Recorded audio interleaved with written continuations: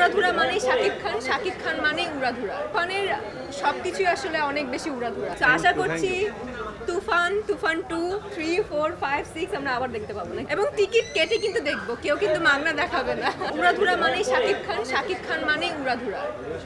তো উড়াধুরা সে তুফানকে ঘিরে।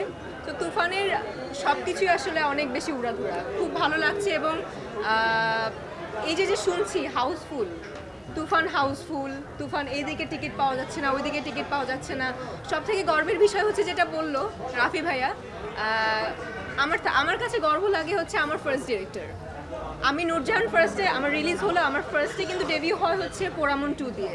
তো পোড়ামন 2 এর ডিরেক্টরকে রায়হান রাফি। সো এই ব্যাপারটা আমি এত প্রাউড ফিল করি।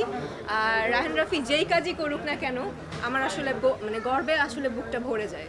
তো আশা করছি তুফান 2, 3, 4, 5, 6 আমরা আবার দেখতে পাবো নাকি ইনশাআল্লাহ। একদম আমি তুফানও দেখবো, আমার সিনেমা দেখার পর আমি তুফানও দেখবো। Thank you. এবং টিকিট কেটে কিন্তু দেখবো, কেউ কিন্তু মাগনা দেখাবে না। প্রত্যেকটা আর্টিস্ট যখন কোনো কাজ করে খুব আশা নিয়েই কাজ করে। তো আসলে প্রত্যেকটা সিনেমা নিয়ে আমরা খুবই আশাবাদী থাকি।